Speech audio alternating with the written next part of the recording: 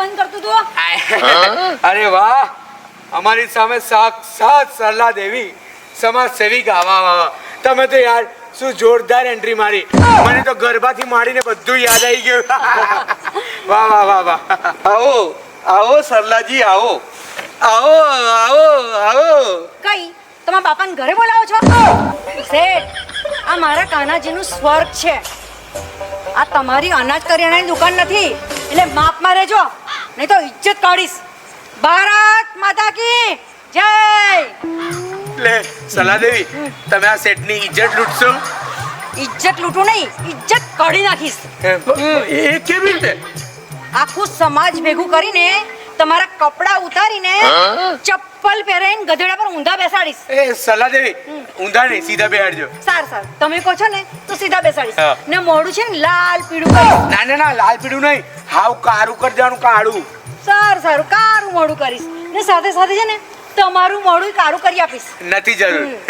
ના ચપ્પલ છે ને સમાજને ભેગું કરીને સમાજના ચપ્પલ ખવડાવીશ ને ઇજ્જત કાઢીશ. સરલાબેન, સરલાજી એક કામ કરજો, હું છે ને તમને પૈસા આપે છે. સોપારી આપ. પૈસા નહીં, તું માંગતો તો ને સોપારી, તને ના આપી, હું એમને આપીશ. લો આ થોડી સોપારી ખાઓ. ના, હું તો સમાજ સેવિકા સરલા દેવી છું ને મારા સમાજના પ્રશ્નોના જવાબ લેવા માટે આવી છું મારા કાના પાસે. જીવતી આવી છું સ્વર્ગમાં.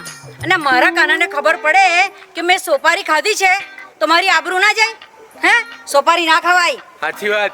આ શેઠ, આ તમે જે સોપારી સરલા દેવીને આપો છો, એ સરલા દેવી એવું કહે છે એમનાથી ના ખવાય, એટલે તમારી સોપારી ના બગડે, એટલે તારે ખાઈ જવી છે એમ બોલ ને તું. અરે માસ્ટર, તમે આ શું કર્યું? આ સ્વર્ગલોકનું અપમાન કહેવાય. તું કીધું નહીં માસ્ટર, થૂકતા નહીં. અહીંયા આ સ્વર્ગલોક છે, અહીંયા ગંદકી કરવાની નહીં. થૂકી દો માસ્ટર. ગળી જાઓ. થૂકી દો. ગળી જાઓ. ગઈ કોણ? સોપારી કઈ પેટની મહી. છી. ઓ ભગવાન, હું તો કઈ શંકર ભગવાન થોડો છું કે સમુદ્ર મંથન થયું, એમાંથી ઝેર નીકળ્યું અને આમ ગળામાં અટકાઈ રાખ્યું અને નીલકંઠ કહેવાય. તો હું એમની જેમ પેલી સોપારીને થોડો ગળામાં અટકાઈ રાખું, એટલે હું તો ગળી ગયો. પણ સરલાજી, તમે એકલા કેમ આયા? પેલા નેતા ને પત્રકાર કઈ ખોવાઈ ગયા? મને શું ખબર? હું કઈ બધાનું ધ્યાન રાખવા માટે આવી છું. એટલે પત્રકારને મારે જ બૂમ પાડીને બોલાવવો પડશે કા?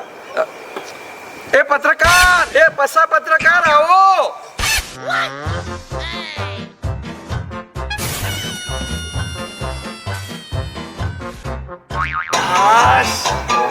આખરે હું સ્વર્ગ લોકમાં પહોંચી ગયો. નમસ્કાર, મારું નામ છે પશુ પત્રકાર અને તમે જોઈ રહ્યા છો મારી ચેનલ કાંટા લગા.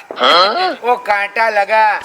આ કોટાડી, આ તું એકલો કેમ આવ્યો? પેલો નાથાલાલ નેતા ગયે? યાર, સ્વર્ગનું પાટિયું જોયું ત્યાં સુધી તો અમે સાથે જ હતા. પછી હું આગળ ચાલવા લાગ્યો ને ત્યાં તો મેં જોઉં છું મોટા મોટા તારા. મારા? એ તારા નહીં, સ્ટાર જે ચમકે. એટલા મોટા દેખાય. અરે એને જોઈને હું તો ગાંડો જ થઈ ગયો. આપણે ધરતી પરથી જોઈએ તો કેવા રાયના દાણા જેવા લાગે નહીં? અને અહીંયા તો અરે મારા કેમેરામાં પણ ના આવે. અને એની તમે ચમક જુઓ તો મારાથી જોવાય જ નહીં. તો આંખો બંધ કરી દેવી હતી. એજ સરલા બેન, એજ. હું આંખો બંધ કરી કે સામેથી અજવાળું ગાયબ ને પાછળથી પેલો નેતા ગાયબ. અરે સરલા બેન, છેલ્લા 2 કલાકથી હું અહીંયાનો દરવાજો શોધું છું પણ મળતો જ નથી. પછી આ શેઠની બૂમ સંભળાય પણ 3 વાર. સરસ જોયું ને મારા અવાજમાં કેવી તાકાત છે? એટલી તાકાત તો મારા અવાજમાં બી છે. કશું નથી. પાડો તો પછી હવે નેતાને બૂમ પાડો તો માનું તમને. આ તો બોલાવજો. હા, બોલાવો. નેતા નાથાલાલ. આમ નહીં આવે, જોરથી પાડો.